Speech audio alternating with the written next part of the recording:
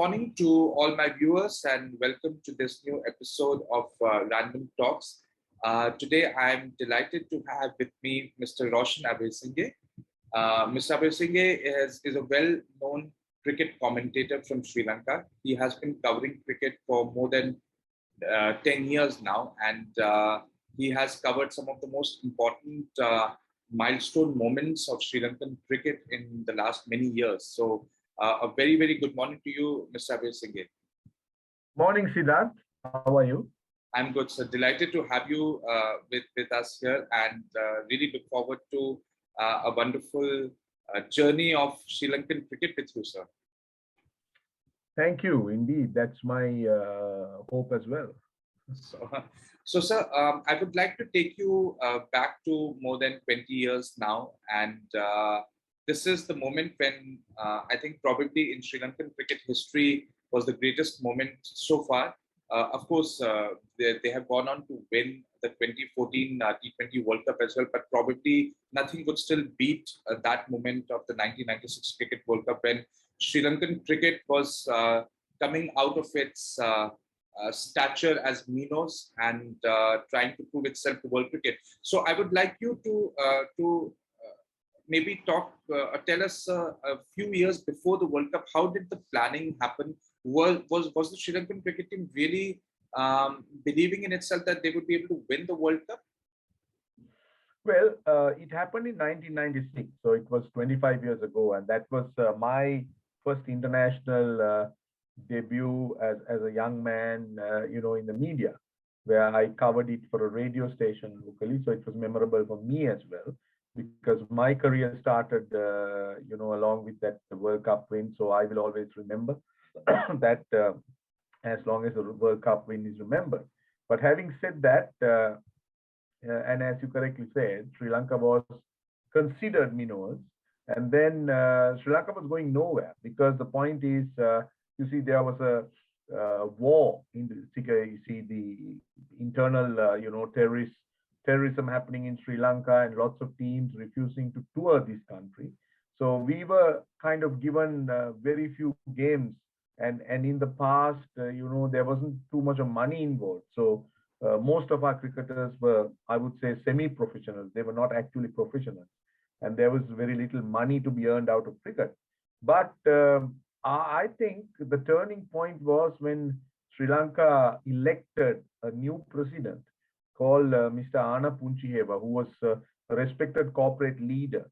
And when he was elected as board president, what he did was he brought a vision to the board, and that is to make Sri Lanka the best team in the world by the year 2000. That was the plan.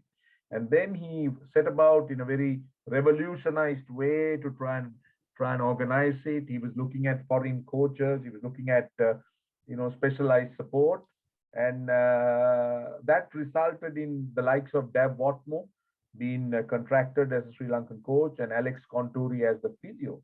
And you'll be surprised to hear that Sri Lanka board had actually no money to pay Dev Watmo or Alex Konturi, and that was how limited or how empty the coffers were, because there wasn't too much of income. And I've heard that actually the Australian board gave the Sri Lankan board a loan, to finance the wages of Dev Watmo and Alex Konturi. And that was where it all started, and thankfully Sri Lanka had a seasoned team. I mean, under Arjuna Ranatunga, who had played for a while as captain, he had ensured that there was continuity with most of the players who played with him. So when it came to the World Cup, it was, I think Sri Lanka never lacked ability. They never lacked the capability. What they lacked was the exposure. What they lacked was possibly self-belief and confidence. And that, I think, is what Dev Watmo instilled, the self-belief and credit to the team. They just took it on quite well, and they delivered. So there weren't massive changes or things that were done. There were very, very little things, Well, bringing coach and a physio is not little, but in comparison to the victory and the possible changes you would expect. So I think credit to everybody involved, including the administrators and the support staff and the players. And that's actually, to me, the main reason, or the main secret in Sri Lanka clinching that the famous win in 1996. Wow, wonderful, sir. It's great that you talk about the administrative changes and the lack of finances, because my next question pertains to that. Because I mean, of course, you talk about Arjuna Ranatunga, the inspirational leader of Sri Lankan cricket at that time, and he has spoken in some of his interviews that. The fact that a lot of the cricketers did not have could not maybe afford hotels to stay in, and he actually invited a lot of his younger cricketers, like Sanat Jayasuri at that time, who stayed at his place for that World Cup. So tell us a little bit about that, sir. How difficult was it for, in terms of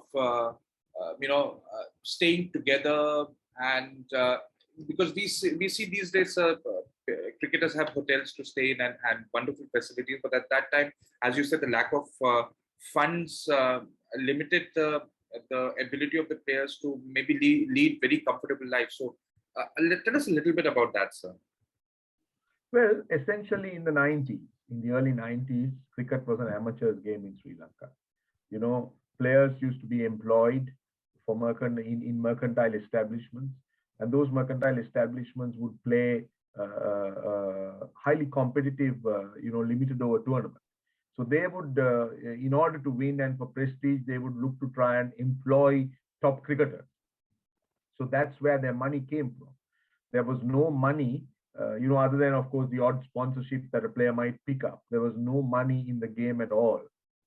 So it was extremely difficult for players coming out, particularly outside Colombo. You mentioned the name Sanat Jayasuri. Sanat Jayasuri hailed from the south. He hailed from the southern town of Matara, which is very well known. So there were challenges, financial challenges for sure. And I do remember that Arjuna actually had a residence in Colombo, and he was very generous when he allowed quite a few young cricketers to live with him, which was amazing, in those days, because economically it would have been challenging, and with no proper income from the game, it would have been a challenge anyway. But then that tells you the determination Arjuna as a leader had, because obviously he appears to be a man that has a vision, and maybe he would have been thinking of building a team for bigger things. I don't know, but in hindsight, it appears that way. And then Arjuna also had this plan to build a hostel for the cricketers, but that never happened, for some reason or the other. But what he did, I mean, look, that cannot be forgotten, and that cannot be ever taken away. I mean, if you ever talk of a 96 win, World Cup win, the name of Arjuna Ranatunga can never be detached from that win. He was an architect, he was a driver of it, and he played a massive role with his leadership, the way he maneuvered things, his, very smart behavior on the field, and lots of things he did. I mean, too many to mention, but basically a lot of credit goes to him as the leader. Right. So cut to the 96 World Cup now, and a few days before the World Cup, there were a major series of bomb attacks that happened, and that resulted in two of the teams, Australia and the West Indies, refusing to come to Sri Lanka, and this this resulted in probably a bit of an acrimony between the cricket boards. However, and this has been actually well documented in articles, that this, instead of making the Sri Lankan cricketers sulk over the teams not coming, it actually made them more motivated to perform well and do well at the World Cup, especially. And probably Ranatunga wanted to meet Australia at some point of time in that tournament. So how was the scene at that time? How did the country react to the cricket teams of Australia and West Indies not coming to Sri Lanka to play their games? Well, it was looked at very badly. I mean, the whole country was pretty disappointed, and I don't know whether Shane Warne was misquoted, but then Shane Warne was quoted saying that you couldn't go out shopping in the streets of Colombo. because of the threat of bombs. And that's true. I mean, there were bomb threats. I must say that there was a massive bomb blast that happened. I can't remember the exact date, but not too, not too many days before this event was to happen. So there could have been apprehension, there could have been fear. But having said that, I thought Sri Lanka turned a massive disadvantage to an advantage because they did get points out of it. So that allowed them to sail through without a problem, without really, breaking sweat on the field. And that was good because, see, playing Australia and possibly West Indies so early in the tournament would have been a challenge to Sri Lanka, but they hadn't played any games. So once they were in their stride and once they were peaking, playing them is a completely different scenario rather than playing them at the start. So, that I thought, helped Sri Lanka overall. And let's not forget that, the series that preceded the World Cup, that was 95 November, December, where Sri Lanka went to some, for a test series and a one-day series. Sri Lanka had a very bad experience. Their Muthai Muralidharan was called by umpire Darrell Hare, and there were lots of issues that happened, which didn't go down well, and eventually the players refused to shake the Australians' hand after the finals of the VB series. So there was that, bitter, a lot of bad blood between the two teams. So it was nothing but right that Sri Lanka eventually beats Australia to clinch the World Cup, and that was a dream. And I must also add, when the West Indies and Australia refused to tour, I mean, it should be recalled with gratitude that India and Pakistan then combined and sent a team called the Wills 11 to play one game in Sri Lanka. And now I remember that team was captained by Mohammad Azharuddin, and it had the players of the caliber of Sachin Tendulkar, Anil Kumble, Ajay Jadeja, I mean, just Sidhu. And then Pakistan had sent Amir Sohail, Saeed Anwar. They had Wasim Akram, Waka Yunis. I can't remember all of them, but those were the players that visited. They just came there to prove a point that Sri Lanka was safe. So they came, they played a game, and they went off. So that was a massive help from the cricketing neighbors, because don't forget that it was India, Pakistan, and Sri Lanka that were hosting this World Cup. So it was a way of them lending a helping hand. So it all worked out quite well for Sri Lanka, I must say, eventually in the final analysis of things. Right. Very interesting.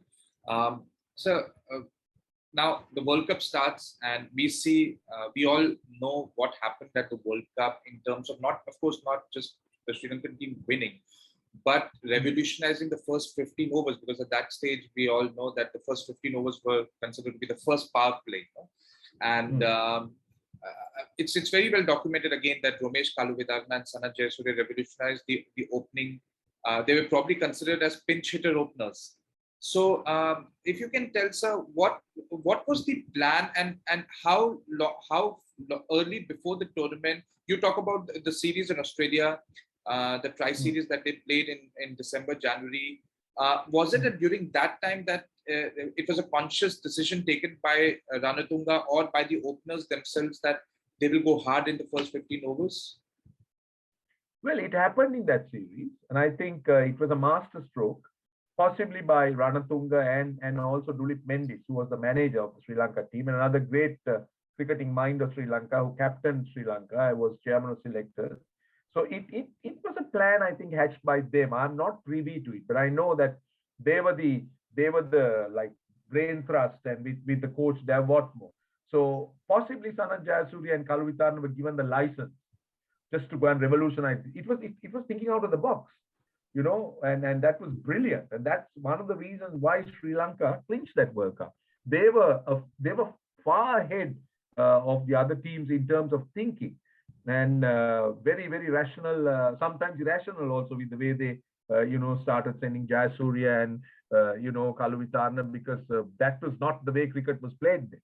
Cricket was a very orthodox game. It was a game that was built on technique, and you wouldn't find anything unorthodox about it. At least I can't remember anybody who would bat like that. So that eventually resulted in Philip de Freitas and Manoj Prabhakar resorting to off-spin bowling. That was how devastating it was. So these were all, strategies that eventually turned out to be very effective. Right, sir. And of course, you talk about some of those games that the Sri Lankan cricket team played, and I remember Manoj Prabhakar's career was ended with that game. Um, However, one match that sort of went out of the radar was the game between Sri Lanka and Kenya. And for maybe logical reasons, the fact that Kenya was not a very strong team at that time. But Sri Lankans made a world record total of 398 at that time. And possibly there was a moment when we all felt that the 400 mark would reach. However, that would take many years more to be done that. But was that the point at which Sri Lankan team realized that they could actually go on to do something special? Or, according to you, sir, what was the moment during the league stage that the Sri Lankan cricket team realized that maybe they are going to do something very special in this World Cup?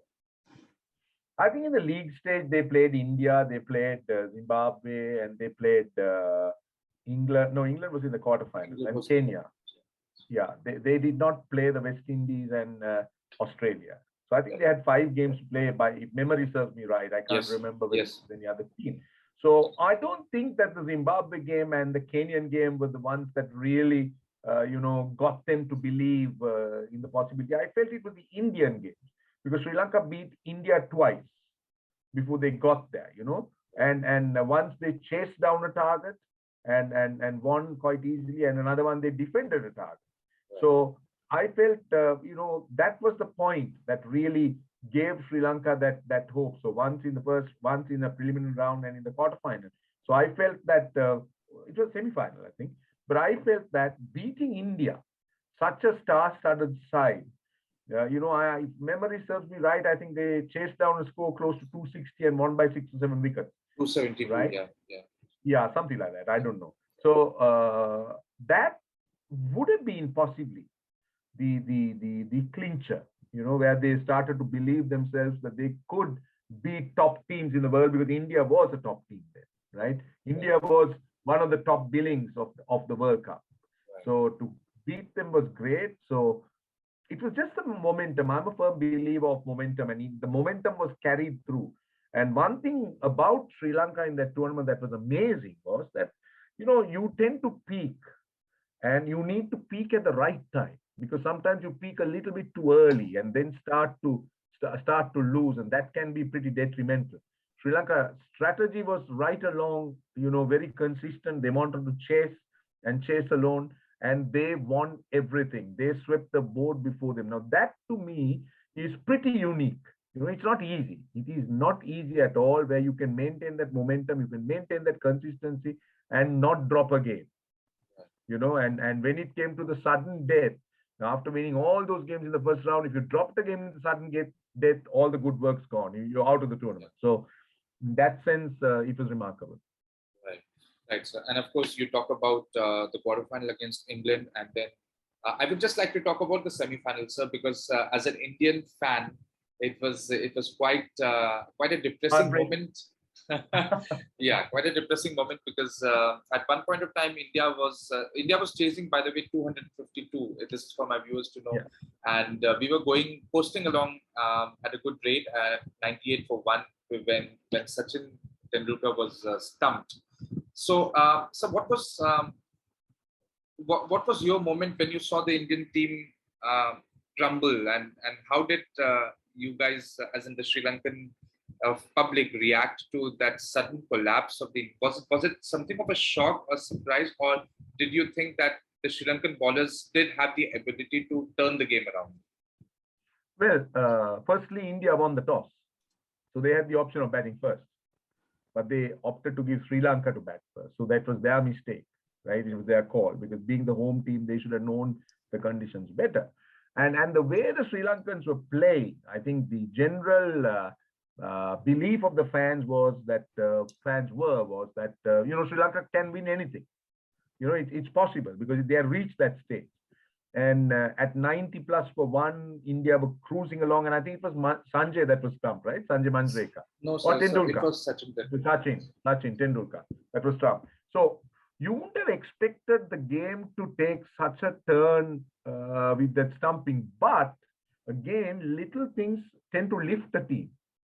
I believe that an unbelievable catch when things are a little bit flat, or a run out, or something. And that stumping of Romesh Kaluvitarna was just top draw. It would have possibly inspired the entire team, because that was brilliant. It was, I mean, if you can go back and replay that stump, you will see that he created a stumping. It wasn't there. He created it with his dynamic work.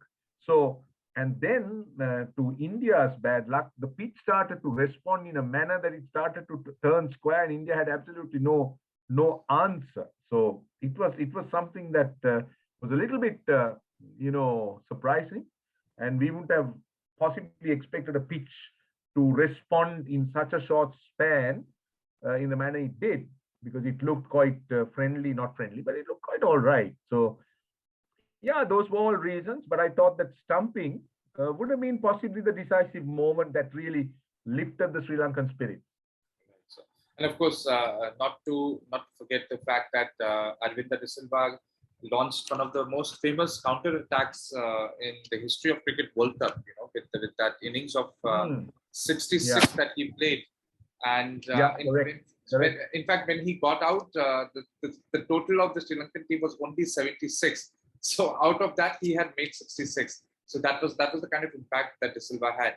And continuing with Arvinda De Silva, because he played the innings of his life in the World Cup final, an innings of 107 not out, that was preceded by the 3 wickets that he took. So how do you feel? How do you react to the Sri Lankan team's? I mean, if you look back at the scorecard, it seems a very comfortable 7-wicket victory. But I'm sure it was anything but comfortable. The fact that they were playing Australia, there was a bit of an acrimony between the two sides, and Ranatunga had said that we'd like to play Australia again. So take us a little bit towards that particular game, sir. No, Ranatunga was a master. Ranatunga always, used the psychological factor. He said he wouldn't mind playing Australia. He said Shane Warne is highly overrated. And, there were statements like that were made. And that was obviously to get under their skin. I mean, surely that was the plan. And then there is this famous story that I've heard that was related to me by some of those cricketers. And at the dinner, the dinner before the final. So the World Cup was on display wherever they were having dinner. And, the Australian team was posing for pictures with the World Cup. And then there have been some Sri Lankan cricketers who also wanted to go and pose for some pictures. And Arjun Ranatunga has clearly told them, no, you're not posing for the pictures, because this is the only chance the Australians are going to get. So let them pose with the World Cup. You can pose with it when we win. Well, I don't know whether it was a motivational statement or it was a prophetic statement, but it turned out to be perfect, And with regards to the final, I must say that the crowd at Lahore was for Sri Lanka. They were rooting for the Sri Lankans, so that was a massive boost. But always, you had never played in a World Cup final before. You never entered such a large stage, big stage. Australia has been there before, so there would have been that feeling of butterflies, a bit of inexperience, knowing what is before them, and it can always override you, isn't it? When you know that you're in such a stage. But that's where I thought the experience played a big role, and this is why I feel that in any big event, a world event, that teams that has good experienced players stand a better chance than shall we say the younger inexperienced players. And the Sri Lankans use their experience very well. And true, that game didn't actually look, or the victory didn't suggest, or the intensity didn't suggest the final victory margin of 7, because Sri Lanka made it look easy. Firstly, they restricted Australia, and then they lost 2 quick wickets. And at that point, Guru Singh and Aravinda De Silva got together, and with that partnership, Australia also started to panic. They dropped catchers, then the dew appeared. So it was a wet ball, it was a slippery ball. And those were the things that really went in Sri Lanka's favor, which is good. Right. So now Sri Lanka won the 1996 World Cup, and we've heard stories that it revolutionized the game. probably in a similar way that the 1983 World Cup for India did. So, tell us a little bit about what kind of impact it had on a social level, on an administrative level, the cricket structural level, that 96 World Cup. What did it do for Sri Lanka? No, I mean, first and foremost, he put Sri Lanka on the map. Everyone started talking about Sri Lanka because even the non-cricketing nations would pick it up on world news that Sri Lanka has won at cricket. So people started talking about it, which was good. And the second thing is much needed funding came into cricket because television rights came in. Where up to that point Sri Lanka had actually not earned any money out of television rights. It was purely sponsorship and gate and that kind of thing, where the monies were very small and hardly anything to speak of. With the World Cup win, there were sponsors after Sri Lanka, television rights after Sri Lanka, lots of other tours that came in. A lot of good things happened, and also lots of young cricketers got inspired by these guys, and they became their role models. A lot of them wanted to play cricket, and that's really the reason why that in the years that preceded the World Cup win, that Sri Lanka produced some truly outstanding cricketers. Because if you are a country of winners, if you're a country of great sportsmen, the chances are that the younger guys would want to emulate you, and as a result of it, hundreds and thousands would be born and produced. So few of them are going to reach the world stage, and that's what we experience, like what India is experiencing at the moment. I mean, with the Kohlis, the Pujaras, the Rohit Sharmas, I think playing at the moment, in 10 years down the road, India will have hundreds of Kohlis and Pujaras and Rohit Sharmas and Bumrahs that will come out. So that's what it did. And that's exactly what Sri Lanka also experienced. And that was the reason for their boom, for them to reach two finals of a World Cup and to do so well in cricket, both at home and away. So rest, as they call it, is history. The record speaks for itself. Right. And you talk about the records. I think I would now skip to many years and all the way up to actually 2015, because from 96 onwards, we saw new players emerge, players like Mahela Jayawardene, Kumara Sangakkara, and many others. Even in terms of the bowling, we had Rangana Herath who emerged. However, Muralidharan and Chaminda Vaz were the two people who sort of carried the burden of the Sri Lankan bowling for much of the rest of the 90s as well as the rest of the 2000s. I would say probably all the way till 2011 when Muralidharan retired from cricket. However, we have seen Sri Lanka go from the highs of the late 90s and all the way till the 2000s. They were actually a very strong cricket team. So much so that from 2007 to 2011, if I'm right, they actually ended up reaching the finals of 4 major cricket World Cups, 2 of the 50 over events and 2 of the T20 World Cup events. However, they lost all those 4 finals till 2014 when they actually ended up winning 1. So I would like you to talk a little bit about those years when they could not win at the final hurdle. What do you sort of point that out to? What was the reason? And um, was there any sense of desperation amongst the Sri Lankan fans that they were not winning a major event, even though they reached 4 finals?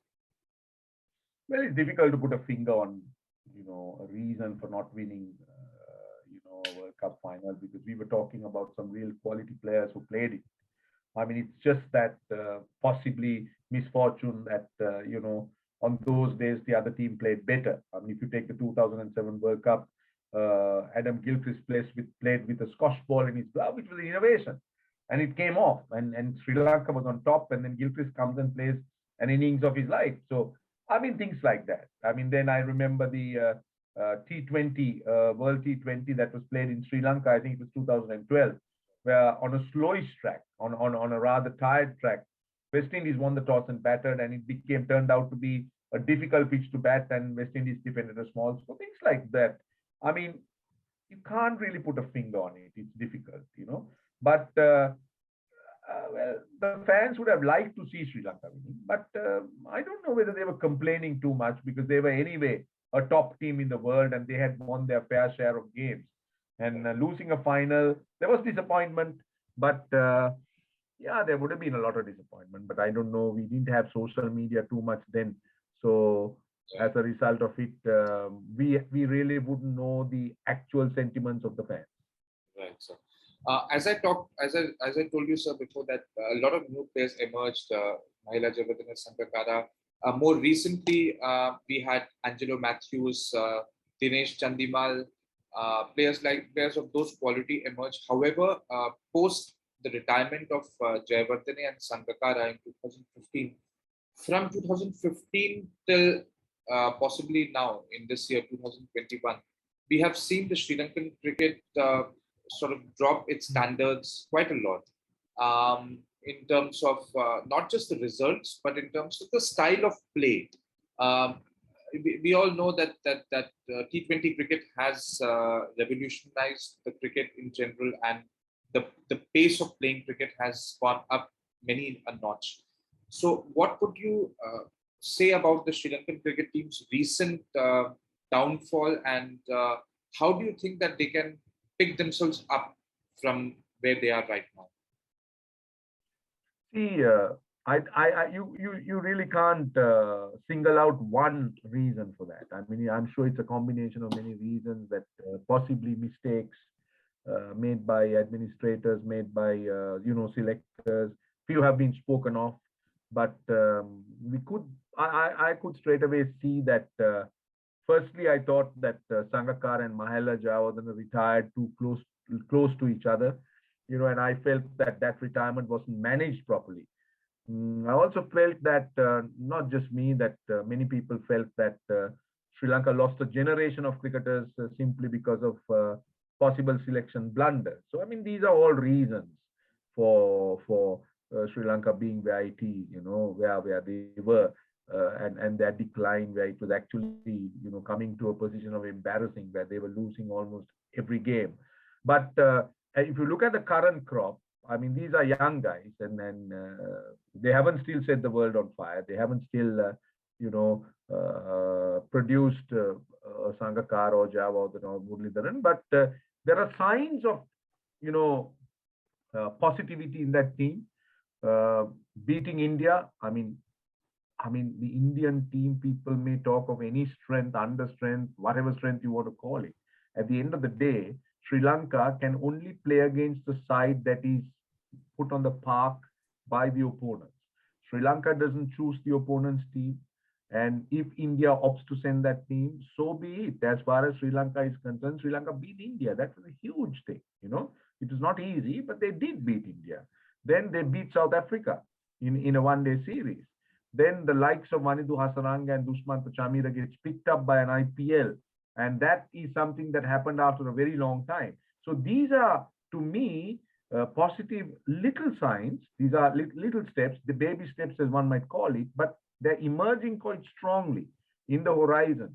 And it is promising that, these are all promising facts or nuggets or stats or information that the Sri Lankans could possibly work with for a stronger cricketing nation in the future. Right, sir. So we have covered the Sri Lankan cricket journey a little bit from. Yeah, you know what? I need to. I need to go. So sure, sir. I have a few other things to do. So sure. If you don't mind, I would appreciate if you can hurry up. Sure, sir. Sure, sir. So we'll just finish with the question on cricket commentary, and Okay. And just a question related to how cricket commentary during maybe say the 90s and 2000s was, and how it has changed now in according to you. You want me to answer that? Yes, sir.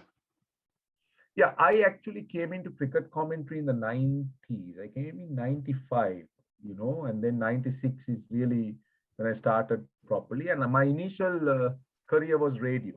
So I did radio for about 5 or 6 years. And, so I really didn't have too much of experience or exposure into the television angle of it. But it was in 2000 or 2001. I think it would have been in 2000. I'm not sure. The Youth World Cup that happened in Sri Lanka, and that was where I made my international debut. And in that Youth World Cup, there were some big names that played, Yuvraj Singh played, Mohammad Kaif played for India.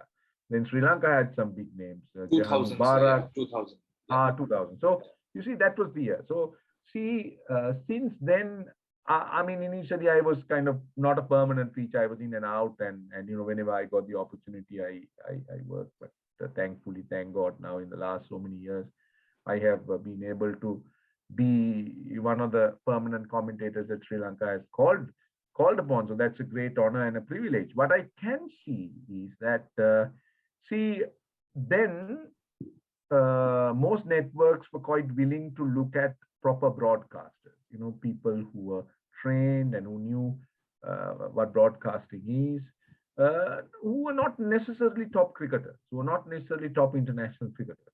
That I thought was the way it used to be in the past. But now, with the brands of cricketers being so strong, with people wanting to associate them, wanting to get close to them, even through the television or through a medium, broadcasters have opted to look at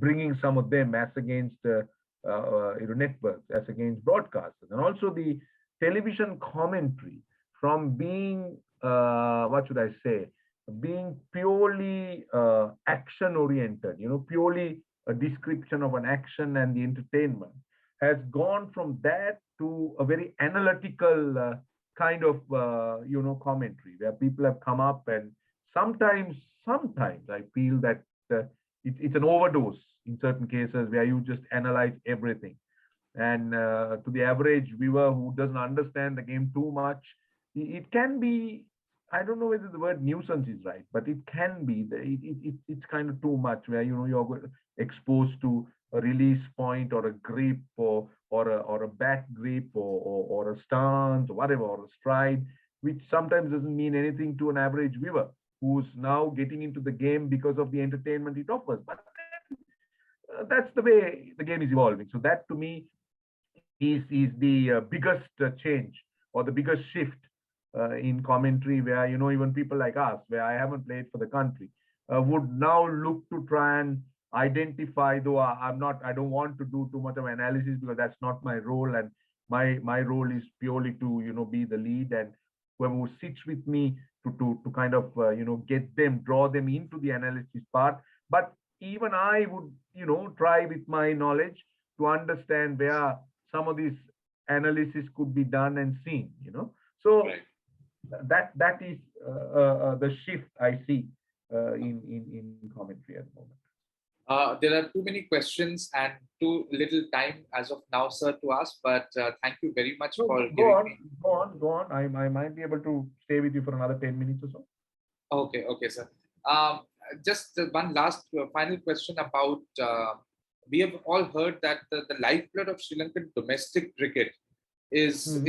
is there school cricket, school level cricket, Mhm. and Mhm. we've heard a lot about that. So maybe for Mhm. our viewers who may not know, how strong is the school cricket culture, and why is it that has been attributed to the success of the international team? Well, Sri Lanka school cricket used to be, or still is, the cradle, where lots of young cricketers are developed and produced. That way Sri Lanka is blessed that hundreds of talented cricketers are, just produced through the system of school cricket, where schools play from a very young age of 13, and they go up to under 19. See, the thing about the Sri Lankan cricketing culture is that Sri Lanka's cricketing loyalty on the ground nationally is first to your school.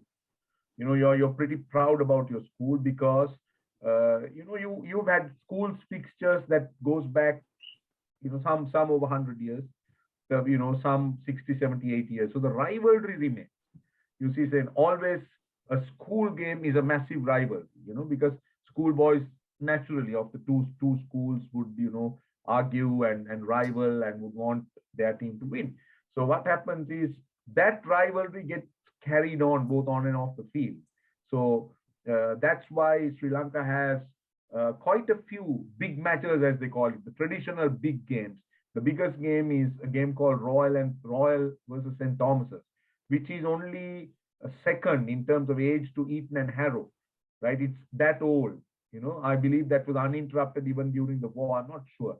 Then there are other games like Anand and Nalanda, Josephine Peterite, Richmond Minder, Trinity, St. Anthony's, Thurston Isipatana, Prince of Wales, St. Sebastian's, Richmond Minder, school, big matches between schools that dates back to so many years. So the rivalry is from there, So the school cricket is something that is here to stay in Sri Lanka. So at school level, because of this rivalry and because of this tournament and because of the culture of the cricket that is played, cricket is pretty competitive, and players try to perform and they want to win. So now the systems are such that Sri Lanka Cricket has got involved with the Sri Lanka Schools Cricket Association, and they found a method or a way or a strategy of also identifying talent that comes out of the schools, and they're immediately picked up wherever they may be. Because Sri Lanka has a system of having district coaches and provincial coaches and school coaches where they're always on the lookout. So they would go and they would scout, they would identify, they would report back if there's talent in a player. So, but it all starts at the school, and that's why school cricket in this country is still something that everyone's very serious about.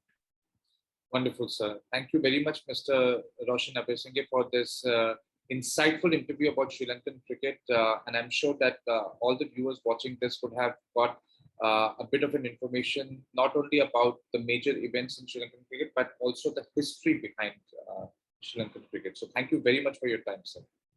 Siddharth, it was my pleasure. All the best. Thank you. And we'll look forward to another episode with Random Talks. Thank you very much.